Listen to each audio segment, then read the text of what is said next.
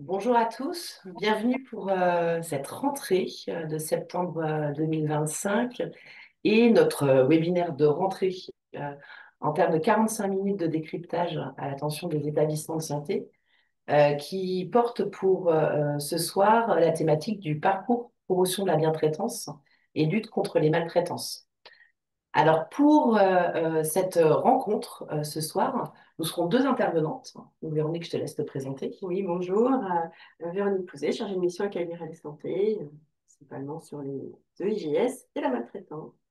Voilà, et moi-même, Noémie Terrien, cordeau-responsable et qui travaille beaucoup aussi sur cette thématique.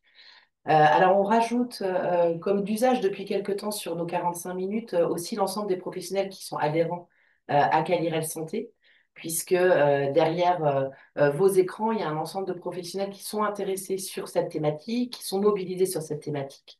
Donc, l'objectif, c'est aussi qu'au décours du webinaire, et notamment sur le temps de partage et d'échange, vous puissiez aussi contribuer au questionnement autour de cette thématique.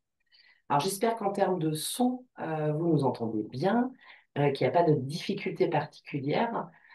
Comme c'est l'usage, notre 45 minutes alors, je pense que chez nous, vous avez peut-être un peu d'écho. Hop, voilà. Comme il est d'usage, nos 45 minutes sont enregistrés, donc ils seront sur replay sur notre chaîne YouTube. Le support de présentation sera aussi accessible sur le site internet de Calirel Santé. Alors, au programme pour cette rencontre, donc on va déjà reposer le périmètre, notamment autour de la thématique de la promotion de la bientraitance et des luttes contre les maltraitances, à la fois en partant des définitions qui sont maintenant inscrites dans la loi, le lien avec les critères du référentiel de certification des établissements de santé, nouvelle version, c'est-à-dire le référentiel qui est applicable là à partir de septembre 2025, et les dernières recommandations de la Haute Autorité de Santé, à la fois les recommandations qui portent principalement sur la promotion de la bientraitance et les luttes contre les maltraitances en établissement de santé. Donc, on fera aussi un petit focus sur l'autre recommandation qui est le repérage des situations de maltraitance en intrafamilial. On abordera aussi le parcours qu'on propose aux professionnels et établissements de Calirel Santé sur le repérage des situations à risque de maltraitance et pour vous comprendre comment ce parcours est animé et comment il vous permet de mobiliser la thématique au sein de vos structures. Et au-delà de ce parcours, on a aussi un panel de ressources mobilisables qui sont aussi à votre disposition. Et ça nous permettra aussi de vous montrer comment les retrouver sur le nouveau site internet de Calirel Santé. On laissera une part, on l'espère, au temps de questions et commentaires. Dans tous les cas, n'hésitez pas à poser déjà vos questions sur le chat, ce qui nous permettra, nous, de les recueillir pour la fin du webinaire. Et n'hésitez pas non plus à ouvrir vos caméras, ce qui nous permet, nous, de pouvoir interagir, ou en tout cas de mettre un visage sur les participants à la rencontre. Et puis, bien entendu, comme c'est l'usage, on vous partagera le prochain 45 minutes. Alors, c'est parti. Alors, petite information, vous êtes très, très nombreux à vous être inscrits. Pour l'instant, on a 25 participants, mais Véronique, je crois qu'il y a Autour de 60 personnes. voilà, autour de 60 personnes d'inscrites. Bon, on a toujours la part des 60 moins ceux qui ne peuvent se connecter, mais en tout cas, il y a une participation assez importante en cette rentrée, ce qui montre quand même que la thématique interpelle, interroge et nécessite de pouvoir être partagée. Alors, ce qui nous semblait important dans un premier temps, c'est déjà de se dire, mais de quoi on parle quand on parle de maltraitance. D'autant plus que dans les représentations qu'on peut avoir de la définition de la maltraitance, elles peuvent être plurielles de là où on se situe, en fonction de l'établissement dont on exerce et sur ses propres représentations individuelles. Donc, on a une définition qui est dorénavant introduite dans la loi du 7 février 2022. Et ce qui est important, c'est que cette définition qui est introduite dans la loi du 7 février 2022, elle vient modifier le Code de l'action sociale et des familles, donc sur le versant social et médico-social, mais elle vient aussi modifier le Code de santé publique, ce qui veut dire que c'est une définition qui est applicable quels que soient les lieux d'exercice sur le plan social, médico-social et sanitaire, c'est-à-dire en établissement de santé. Donc on est vraiment sur une définition universelle. Derrière cette définition, il y a plusieurs points clés qui sont à retenir et qu'on vous propose de décrypter rapidement sur ce premier temps de webinaire. Alors, la maltraitance, elle est donc introduite dans le code et elle stipule que toute personne en situation de vulnérabilité peut être atteinte par une situation de maltraitance lorsqu'un geste, une parole, une action ou un défaut d'action compromet ou porte atteinte à son développement, à ses droits, à ses besoins fondamentaux ou à sa santé, et que cette atteinte intervient dans une relation de confiance, de dépendance, de soins ou d'accompagnement. Alors, il y a plusieurs termes dans cette définition qui sont importantes.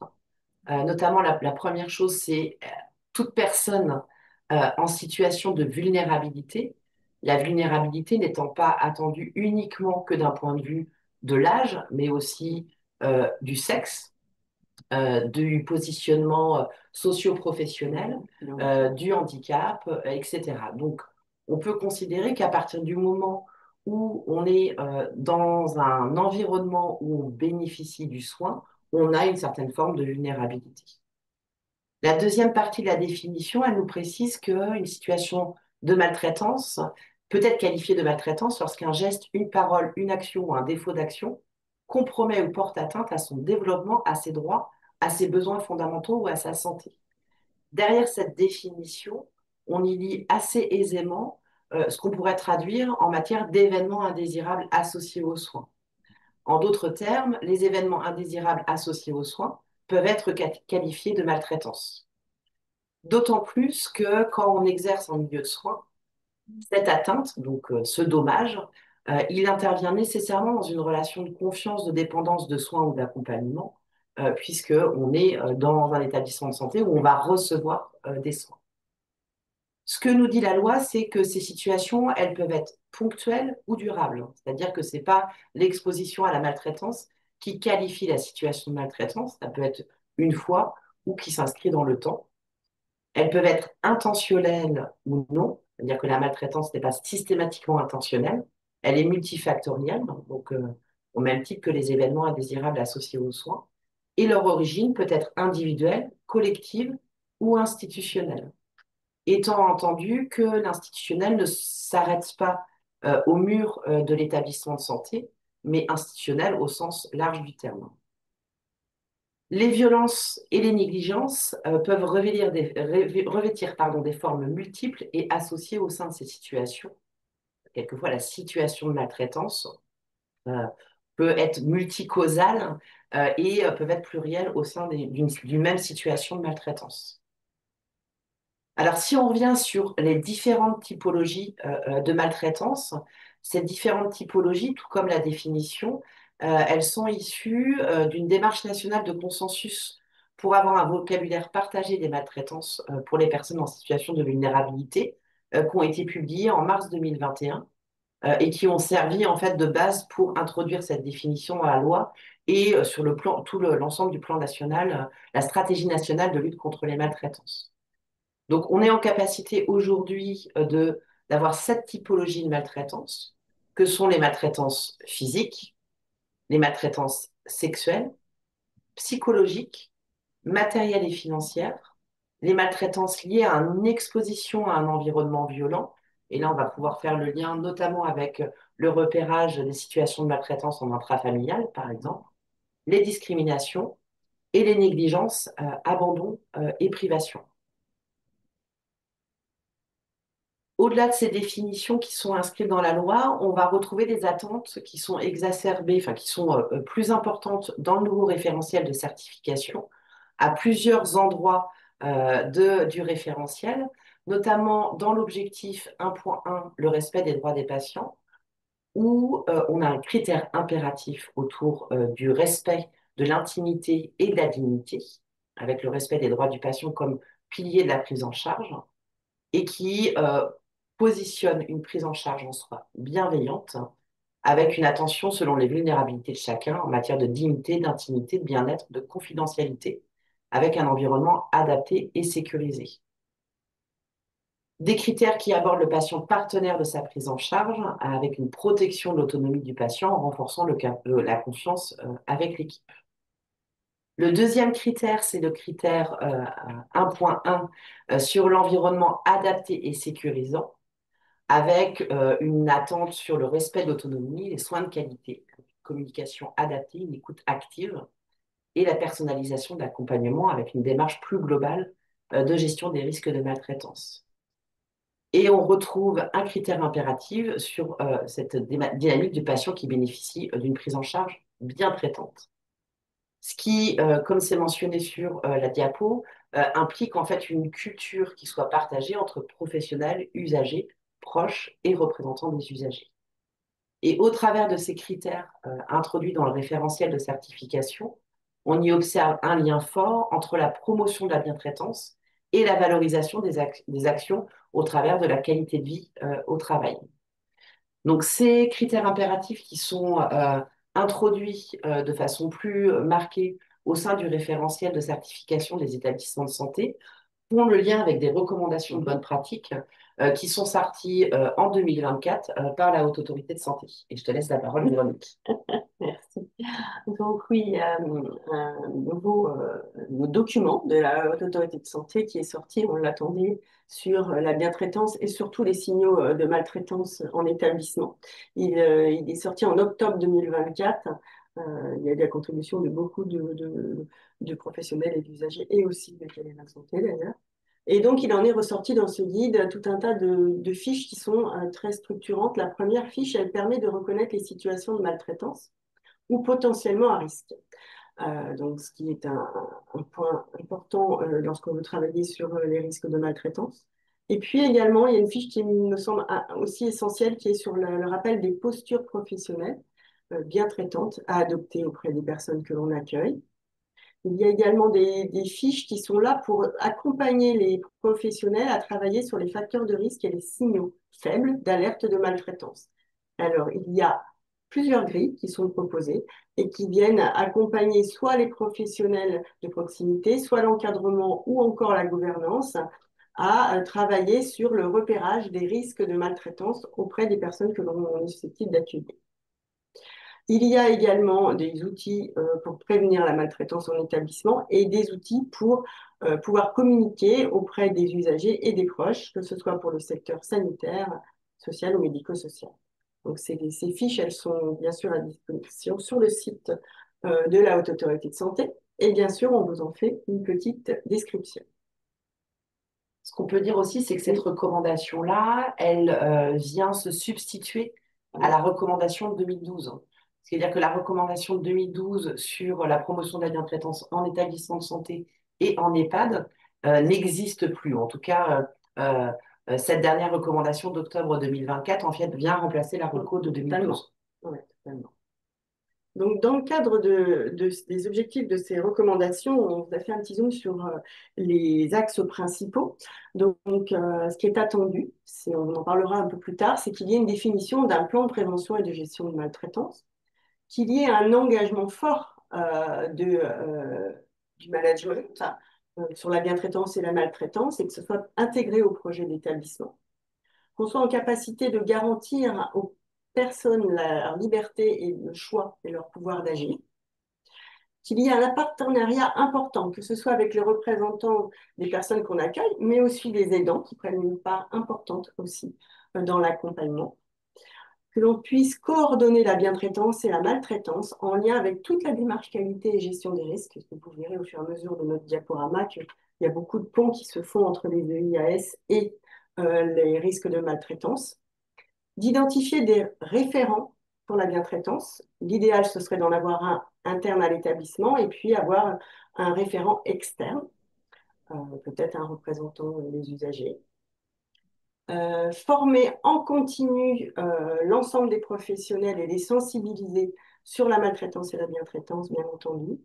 Promouvoir une culture de signalement fondée sur la culture juste et le management équitable, exactement comme le disait Noémie tout à l'heure. On ne recrée rien de plus que ce qui existe déjà sur la gestion des risques et la culture juste pour les événements indésirables associés aux soins.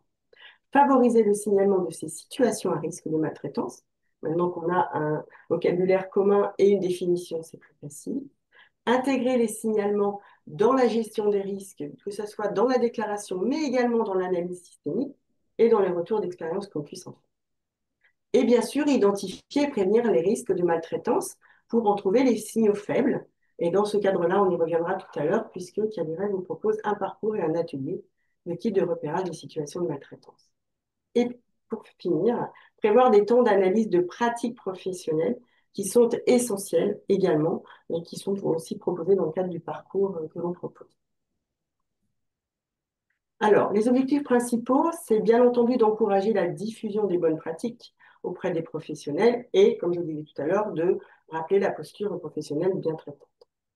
De faciliter le repérage des risques en regard de la maltraitance, donc de la vulnérabilité, comment on travaille sur la vulnérabilité, d'identifier ces signaux et ces signaux d'alerte, d'améliorer les étapes de prévention, d'analyse, mais aussi de traitement des situations avérées, on en reparlera tout de suite après, et d'avoir un lien direct entre notre démarche qualité continue habituelle, les nouveaux textes que Noémie vous a présentés sur la certification, et puis les attentes en lien avec tout ce qui concerne les risques de maltraitance. La cible, bien entendu, c'est les personnes adultes en situation de vulnérabilité. On cesse de le répéter que le mot vulnérabilité est très important dès qu'on parle de maltraitance. Pour cela, ce qui est intéressant, c'est de pouvoir avoir un plan de prévention des risques de maltraitance. Pour en finir, on voulait vous présenter cet algorithme qui est proposé aussi dans le cadre de la recommandation de la Haute Autorité de Santé, parce que parfois on se pose la question de savoir si la situation que l'on vient de rencontrer est une situation qui a un risque de maltraitance. Pour cela, dans le schéma que vous voyez, il y a 4 questions qui vous permettent d'identifier si oui ou non vous êtes sur un risque de maltraitance. La première question, c'est, il faut se poser la question si la relation entre la personne et les faits sont une relation d'accompagnement, d'aide ou de soins. Si c'est le cas, on se pose la deuxième question. Si ce n'est pas le cas, on pourra considérer, par exemple, que c'est un accident ou une violence entre deux résidents ou deux patients. À partir du moment où on est dans une situation d'accompagnement ou de soins et que potentiellement on se pose la question de savoir s'il y a un risque de maltraitance, on va aller à la deuxième question qui est est-ce que la personne en question est une personne qui est en situation de vulnérabilité? Si forcément elle est accompagnée ou elle est hospitalisée, bien entendu qu'elle est vulnérable. Et ensuite, on va regarder si les faits relèvent de notre définition des risques de maltraitance. Est-ce que c'est en regard, un geste, une parole, une action, un défaut de soin ou d'action? Et on va donc s'assurer que c'est bien en relation avec cette définition. Et pour terminer, on va aller voir s'il y a des conséquences pour la personne. Et donc, les conséquences et les atteintes sur son développement, c'est ce que disait tout à l'heure Noémie, ses droits ou ses besoins. À partir du moment où on répond oui à ces 4 questions, on considère que l'on est dans une situation de maltraitance. Si à la dernière question, il n'y a pas de conséquences pour cette personne, ça veut dire qu'on est sur un signal d'alerte et qu'il faut être attentif parce que, une autre fois, peut-être que conséquences pour la personne. Donc ça, c'est vraiment un outil qui est très, très intéressant à pouvoir utiliser ou à partager en équipe ou lorsque vous avez une déclaration pour s'assurer qu'elle répond bien aux critères en lien avec un risque de maltraitance. Et quelquefois, le terme maltraitance, on questionne aussi au travers des violences contre patients, par exemple, qui vont pas du tout être traitées de la même manière, hein. Et c'est pour ça que la première question sur cette relation entre l'auteur des faits et la victime, en fait, la personne qui va subir le dommage, s'il n'y a pas une relation d'aide entre les personnes, alors nous ne sommes pas dans une situation de maltraitance, mais sur une situation d'accident ou de violence qui vont être traitées de manière différente. Qui ne seront pas traitées de manière systémique comme peuvent l'être les situations de maltraitance. Oui, c'est moi, j'étais en train de... Véronique vient de zoomer sur le guide qui s'adresse plutôt, plutôt aux établissements de santé et aux structures qui accueillent des personnes adultes en situation de vulnérabilité. Mais en parallèle de la recommandation qui a été publiée par la HAS sur ce périmètre-là, il y a une deuxième recommandation qu'on vous invite aussi à regarder avec attention. Cette deuxième recommandation s'adresse plus spécifiquement à l'évaluation du risque de maltraitance intrafamiliale sur les personnes majeures en situation de vulnérabilité. En fait, pourquoi s'intéresser à cette recommandation? C'est qu'au travers des attendus du référentiel de certification des établissements de santé, il est demandé aux établissements d'être en capacité de pouvoir repérer des situations de maltraitance qui n'ont pas forcément lieu au sein de l'établissement, mais une exposition à des situations de maltraitance ou à un risque de maltraitance des patients qu'on accueille. Et d'ailleurs, il est attendu qu'il y ait une traçabilité PMSI sur le sujet. Ce guide-là, il est assez intéressant parce qu'il permet à la fois d'avoir des outils de repérage avec des grilles associées qui va permettre aux professionnels, alors là, la cible, c'est tous les professionnels intervenant à domicile ou de proximité, mais c'est une grille qui est assez intéressante aussi dans la prise en charge des patients en établissement de santé, et un guide et des grilles de repérage des risques de maltraitance intrafamiliale sur les personnes majeures en situation de vulnérabilité. Ça permet aussi de s'accorder sur un vocabulaire transversal de la maltraitance, parce que le terme maltraitance, tel qu'il est introduit dans la loi, c'est une sémantique pour laquelle on n'est pas familiarisé. Et on voit bien que ça élargit la définition à nos propres représentations initiales. Donc ça va permettre forcément d'avoir cette culture commune et la meilleure connaissance du phénomène de maltraitance intrafamiliale. Et puis ça va permettre aussi d'outiller les équipes pour identifier des signaux d'alerte et les facteurs de risque de maltraitance en les identifiant, alors, à la fois la situation et la temporalité à risque, et puis bien entendu, in fine, de mieux protéger et accompagner les personnes majeures vulnérables.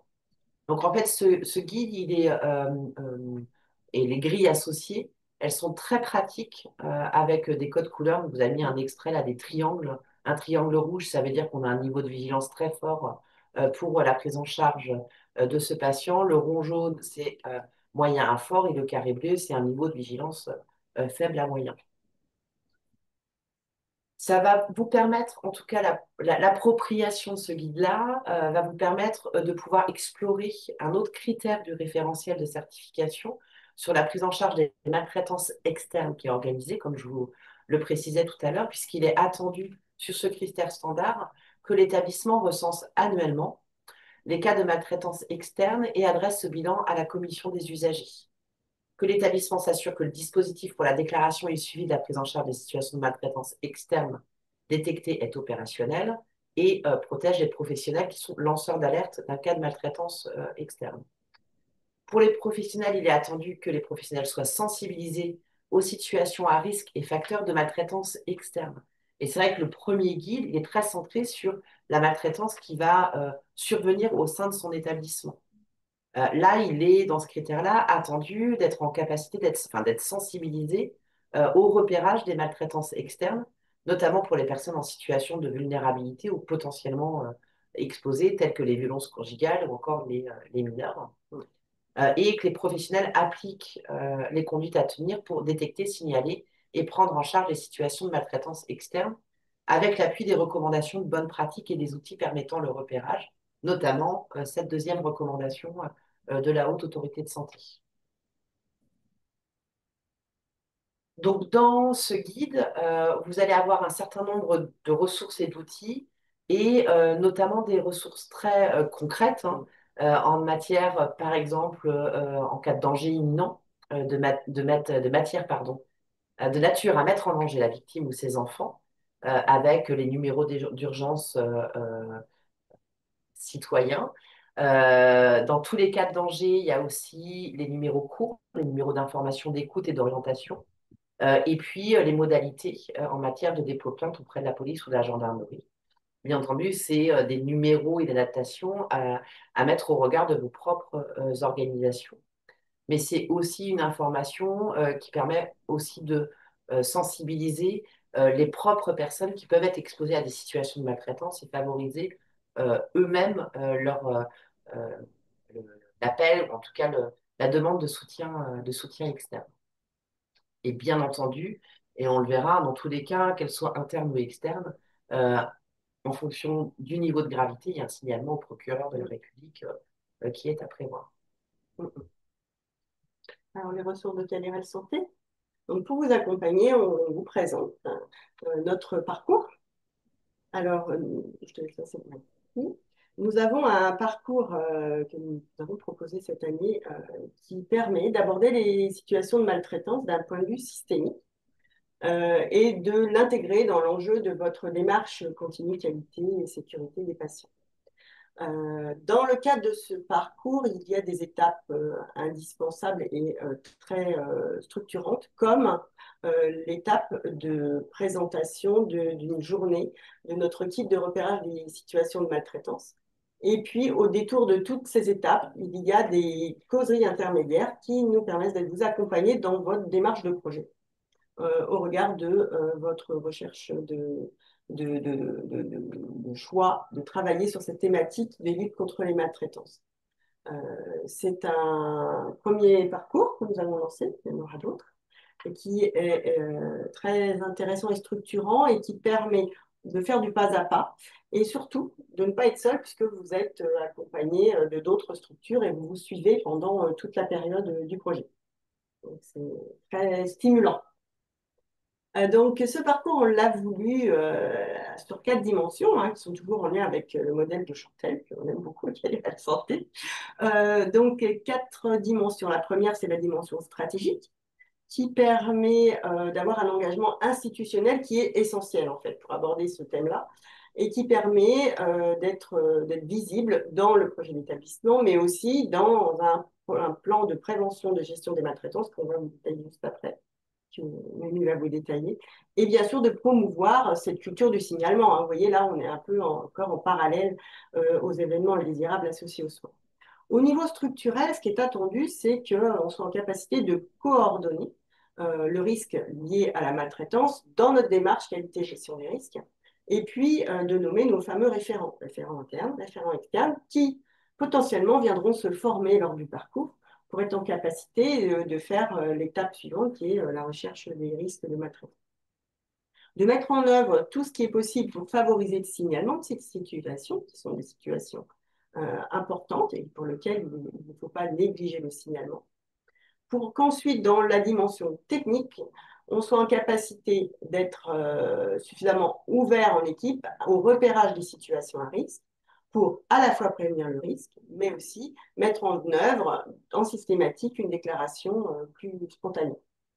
Et de façon culturelle, comme pour toute démarche en lien avec la culture juste, c'est une formation continue sur des valeurs communes, sur des définitions communes, sur la compréhension de ces 7 types de maltraitance et être en capacité d'avoir une politique dédiée, une charte bientraitance-maltraitance, mais qu'elle soit incarnée par une démarche pour la promotion de la maltraitance, mais surtout sur les luttes contre les maltraitances au regard de ce point.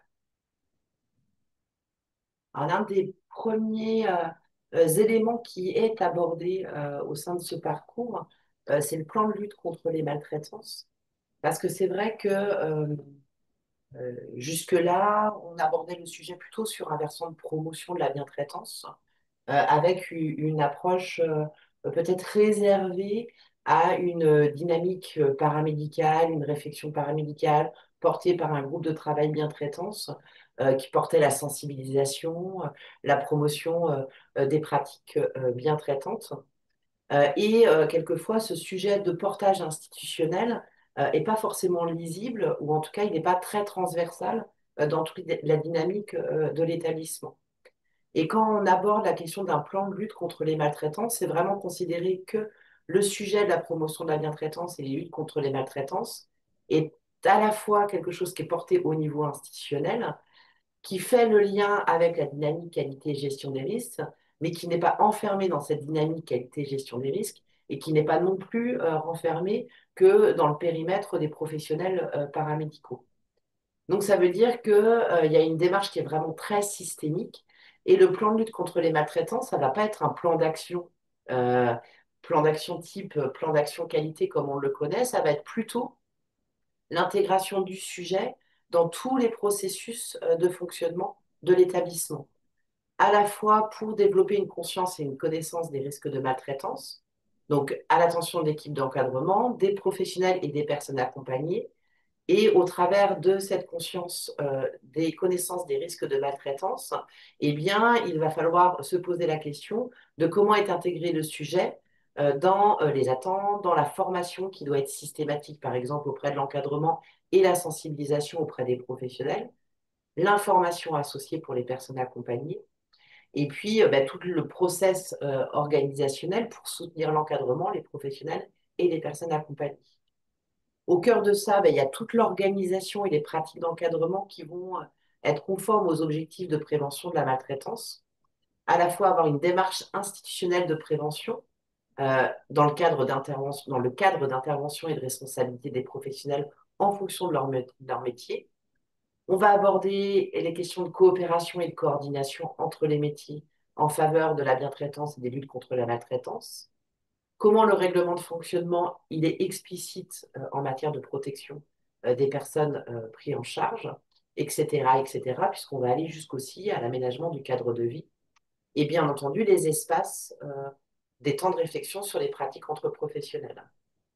La deuxième brique, c'est la mobilisation des outils qui vont être contributeurs à la prévention sur des choses qui sont complètement liées à la prise en charge, par exemple le dossier, le projet personnalisé pour chaque patient, et les outils et procédures associés. On a commencé à l'aborder au travers des événements indésirables, mais aussi le repérage des signaux faibles et jusqu'au dispositif de gestion des crises.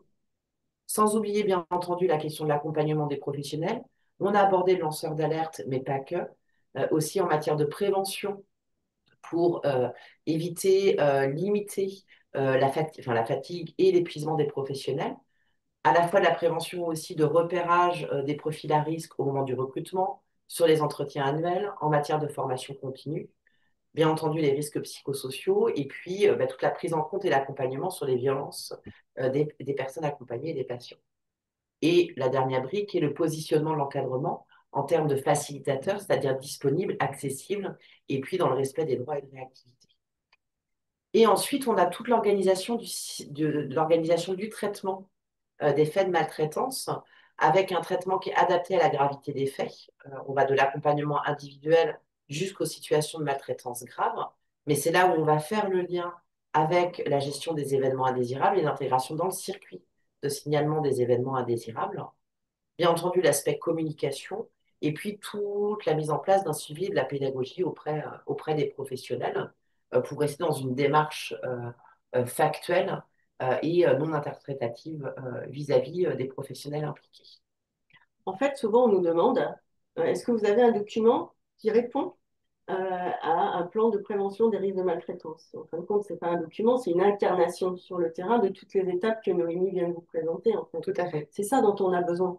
Hein, ce n'est pas d'un document qu'on va afficher sur un mur, c'est vraiment d'une incarnation, que ce soit de la part du top management, mais aussi de l'encadrement et des professionnels de terrain et même des proches et de tout type de personnes. Alors, c'est pas si facile que ça de s'en Non. emparer. Donc, d'où le parcours promotion de la bientraitance et lutte contre les maltraitances qui vont nous permettre Voilà, de donc disposer d'un certain nombre de ressources et d'outils. Donc, le parcours que l'on propose, il permet d'avoir des clés de repère pour être en capacité d'animer des temps de réflexion sur la maltraitance avec vos équipes en partant du parcours de l'usager, parcours type de l'usager du service ou de l'établissement ou du pôle que vous voulez travailler. Donc, dans le cadre de ce parcours, on vous propose une prise en main d'un kit de repérage que l'on a créé suite à une mise en pratique que l'on a menée pendant un an avec Noémie auprès d'une structure. Donc, c'est un kit qui a été testé et qui fonctionne, puisqu'on a quand même pas mal d'équipes qui sont lancées sur cette démarche et qui permet d'amener les équipes à faire une analyse de leurs pratiques individuelle, mais collective aussi, et puis aussi à l'institution de se remettre en question par rapport à ces notions abordées sur la maltraitance et au regard de ces 7 types de maltraitance d'un point de vue systémique. Ça permet de disposer d'une cartographie des risques de maltraitance, qui n'est pas une cartographie très stricte, mais qui est très adaptée à chaque étape du parcours de la personne que l'on peut accompagner et qui permet d'être extrêmement structurante pour avoir un plan d'action totalement hiérarchisé au regard des vulnérabilités et du degré de vulnérabilité que l'on peut trouver aux étapes clés du parcours. Ça permet d'optimiser les organisations, d'améliorer les pratiques professionnelles, d'avoir un discours commun, de bénéficier bien sûr d'une meilleure qualité et sécurité des soins que l'on peut apporter à nos patients. Et en plus, on y associe les patients et les personnes qui sont les proches des patients dans le cadre de ce parcours. Et en tous les cas, vous, dans le cadre de votre recherche des moments à risque de maltraitance. C'est un travail en commun pluriprofessionnel et avec les usagers là. Alors, on arrive à la fin du webinaire, mais je vois qu'on a inversé Oui, on reviendra sur les prochaines dates après. On a un certain nombre de ressources disponibles oui. à Canirel Santé que vous pouvez retrouver sur notre site internet où on a une thématique dédiée promotion de la bientraitance et lutte contre les maltraitances. Au-delà du parcours que vous a présenté Véronique, il y a aussi tout un panel d'outils et de ressources qui peuvent être mobilisés. Pour la plupart d'entre vous, vous connaissez l'évaluation regard croisé sur la bientraitance, qui est d'ailleurs dans la recommandation de la HAS pour pouvoir amener une réflexion et poser un état des lieux institutionnel croisant les regards. Et puis, on a un certain nombre de ressources aussi type escape game, outils de sensibilisation, etc. Et ce fameux parcours et atelier sur le repérage des situations de maltraitance. Alors, bien entendu, en 45 minutes, on n'a pas pu tout aborder. On vous a donné des points clés, notamment des deux recommandations et de comment le parcours vous permettait de vous les approprier. Et ce qu'on vous propose dans les 10 dernières minutes qui nous restent de ce webinaire, c'est de vous laisser la possibilité d'ouvrir vos micros, nous poser vos questions et bien entendu d'interagir au besoin ou si vous avez besoin de précisions complémentaires. La parole est à vous et je vais juste vous laisser la possibilité de réactiver vous-même vos micros. Donc vous avez juste à ouvrir votre petit micro en bas à droite de votre écran si vous souhaitez prendre la parole ou nous laisser un petit message sur le chat qu'on reprendra pour répondre à vos questions. Excusez-moi. Alors peut-être juste en attendant que ça revienne sur le chat, parce qu'entre le moment où je vous dis et le moment où vous allez partager l'information, enfin nous poser les questions, euh, ce 45 minutes, en fait, on a le jumeau de ce 45 minutes pour les structures médico-sociales le 28 septembre à 11 heures sur la même thématique, où là, on va avoir des retours d'expérience d'équipes qui ont Oui. mobilisé le parcours. Et puis, on a notre calendrier des 45 minutes jusqu'à la fin de l'année, puisque le prochain 45 minutes est le 16 octobre sur l'évaluation des pratiques professionnelles. Le 27 novembre, on a des retours d'expérience sur le travail en équipe. Et le 16 décembre, on a un retour d'expérience sur le management visuel. Sous réserve de modifications, mais normalement, ça devrait pouvoir avoir lieu.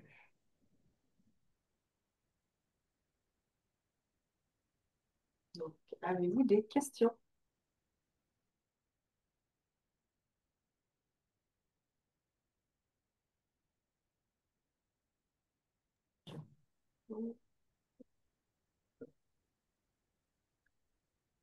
Alors,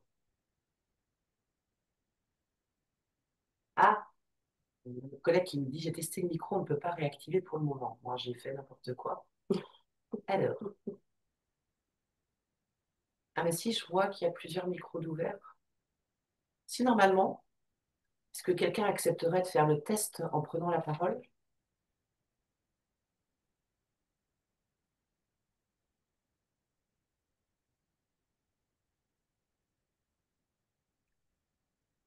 Moi, ça va faire. Noémie, c'est bon. C'est bon. Merci. Maintenant, c'est possible. Merci Solène. Vous m'entendez? Bonjour, c'est Janine. Bonjour. Bonjour Yannick. Oui, vous m'entendez? Ouais. Ben, merci pour cette présentation qui recale bien. Je suis en pleine préparation de visite pour novembre, donc tout ça, je l'ai bien en tête.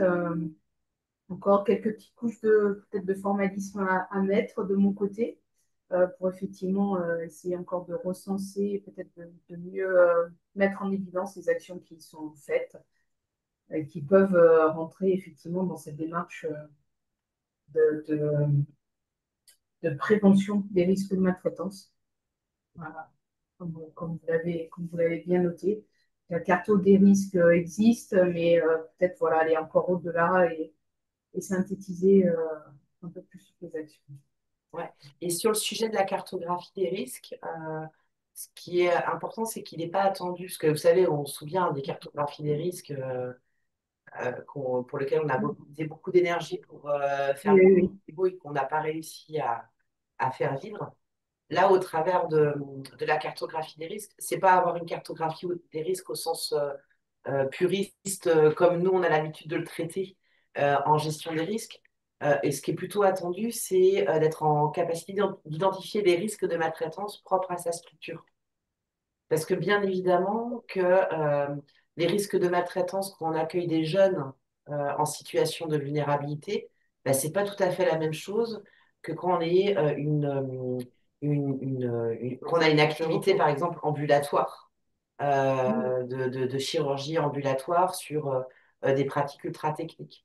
Donc, c'est vraiment être en capacité d'identifier les risques de maltraitance les plus exacerbés en fonction de la population qu'on accueille.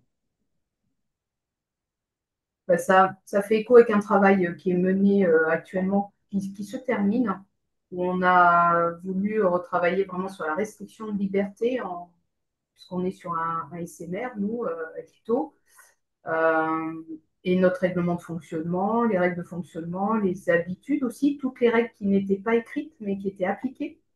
Et là-dessus, on a encore, enfin, on en a découvert beaucoup finalement.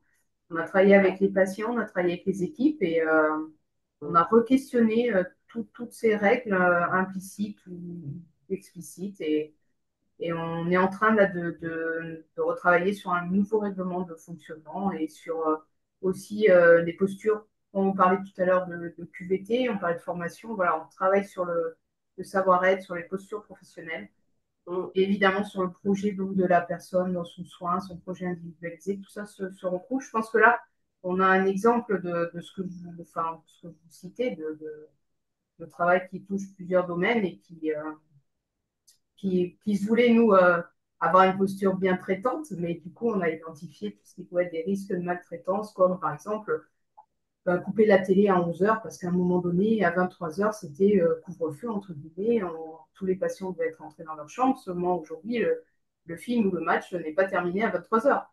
Et Ouais. donc, ça engendre effectivement beaucoup de frustration, et on sait, enfin, quel sens ça a aujourd'hui d'interdire voilà, pour adapter. C'était des règles qui existaient et c'est un exemple, hein, voilà. Il y a d'autres. Oui, et c'est ce que tu dis, c'est très très juste parce que je pense que l'une des premières questions à se poser, c'est mais que dit notre règlement intérieur? Et quelquefois la réponse est mais nous n'avons pas de règlement intérieur Ouais. qui Alors, existe. Ou on a un règlement intérieur qui est une superposition de notes d'information et du coup qui n'est pas lisible. Alors ça peut paraître très éloigné quand on parle de promotion de la bientraitance et de lutte contre les maltraitances, mais en fait c'est le premier niveau de cadre, du cadre attendu au sein de l'établissement. Et c'est assez intéressant de voir que quelquefois, alors il n'y a pas, où ils sont, mais très très vieux, ces règlements intérieurs, et ils évoquent des pratiques qui sont plus du tout actuelles, et pourtant qui ont perduré parce que ben, on a toujours fait comme ça, et qu'on ne se pose pas la question de, effectivement, par exemple, d'éteindre les lumières à 22 heures ou de pouvoir effectivement demander à ce que les télés soient éteintes. C'est des choses qui peuvent paraître insignifiantes, mais en fait qui sont des signaux précurseurs de pratiques à éviter. Nous avons deux autres questions. La première question, c'était de savoir comment on peut intégrer le parcours du repérage des risques de maltraitance. Donc là, le premier parcours n'est pas encore terminé, mais il y aura un deuxième parcours qui sera lancé, je pense, début d'année prochaine. Donc il y aura une information qui sera communiquée sur le site de Caliret en tant qu'événement, avec une causerie de lancement euh, et qui nécessite bien entendu un temps comment dire, de prise de choix institutionnel puisque ça va engager un investissement pour la structure. Ouais. Ce qui ne veut pas dire que vous ne pouvez pas nous solliciter Ah oui, avant le oui, bien lancement du entendu. parcours, hein. Il y a une fenêtre, on va dire, collective de lancement de parcours pour une question purement organisationnelle. Par contre, il y a déjà des outils et ressources qui Oui, existent sur oui, le bien site sûr. internet de Calirel. Et par exemple, la slide que je vous ai présentée sur le plan de lutte contre les maltraitances, en fait, c'est une slide qu'on isole et qu'on envoie très facilement. C'est en fait une synthèse de la reco à l'époque de la NES, mais qui est toujours d'actualité, et qui permet quelque part de se poser la question de savoir si on a bien pensé à tout, à cette approche très transversale du plan de lutte contre les Oui, maltraitances. totalement.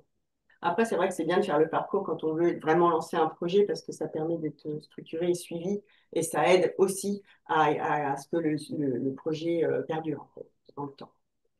Et à la question de savoir si c'est adapté pour le secteur médico-social, alors complètement. Oui. D'ailleurs, le choix qu'on a fait à Calirel Santé, c'est de lancer le parcours avec un nombre conséquent de participants. Je crois que sur le dernier parcours, on avait 40 participants. Mm. Et dans les 40 participants, en fait, on fait des groupes par profil de structure, ce qui permet aussi de pouvoir avoir une logique en fait en fonction du profil de structure et des populations accueillies. Parce qu'au-delà du médico-social, on fait le choix aussi d'avoir un groupe plus spécifiquement pour les personnes âgées, pour les personnes en situation de handicap, ou encore pour les services de soins infirmiers à domicile ou autres quand il y a ces profils-là. Donc c'est vraiment un parcours qui est à l'image de la reco, c'est-à-dire que c'est quel que soit le lieu d'exercice, ça peut permettre enfin, ça permet de s'intéresser au sujet. La seule chose, c'est que c'est les attendus qui ne sont pas tout à fait les mêmes entre le référentiel de certification des établissements de santé et le dispositif d'évaluation de la HAS. Mais les principes de reco sont bien entendu les mêmes. Mm, mm.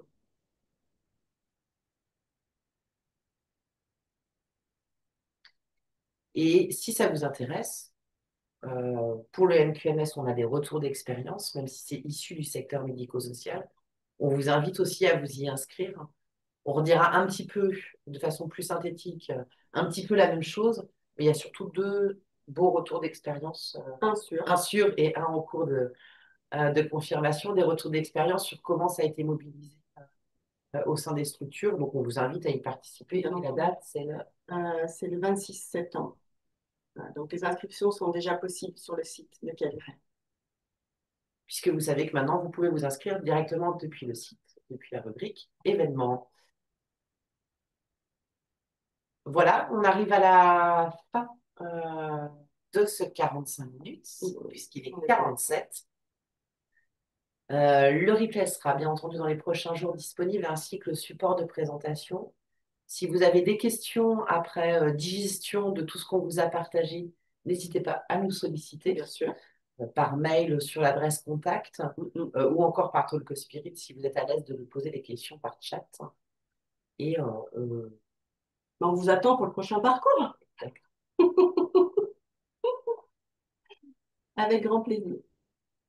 on vous souhaite une bonne fin de journée et on vous dit à très bientôt. Au plaisir. Un plaisir de vous voir. Merci. Au revoir. Merci. Au revoir. Au revoir.